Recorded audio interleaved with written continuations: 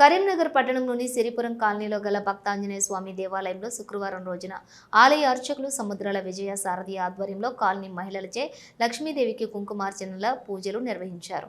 సుమారుగా 100 మంది మహిళలు హాజరై అమ్మవారికి కుంకుమార్చనలు ప్రత్యేక పూజలు చేశారు. అనంతరం తీర్థ ప్రసాదాలను స్వీకరించారు. ఈ సందర్భంగా ఆలయ అర్చకులు విజయ సారథి ఇది మాట్లాడుతూ భద్రపద శుద్ధ చవితి రోజైనటువంటి వినాయక చవితిని పురస్కరించుకుని ఆలయంలోని గణపతి భగవానుని ఏర్పాటు చేసుకుని 9 రోజుల పాటు ఉదయం సాయంకాలం వేళల్లోని ప్రత్యేక పూజలు చేస్తామని, ఈ రోజు విశేషంగా శుక్రవారం పురస్కరించుకుని కాలనీ మహిళల ఆధ్వర్యంలో కుంకుమ పూజ కార్యక్రమాలు నిర్వహించామని తెలిపారు. ఈ కుంకుమ పూజల ద్వారా మహిళలు సౌభాగ్యంతో నిండు నూరేళ్లు దీర్ఘాయువుతో వారి కుటుంబం అంతా క్షేమంగా ఉంటుందని తెలిపారు.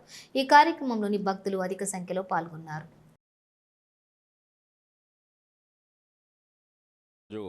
ఈ యొక్క గణపతి నవరాత్రుల సందర్భంగా ఉదయం సాయంకాలం పూజా కార్యక్రమాలు చేసుకుంటున్నాము.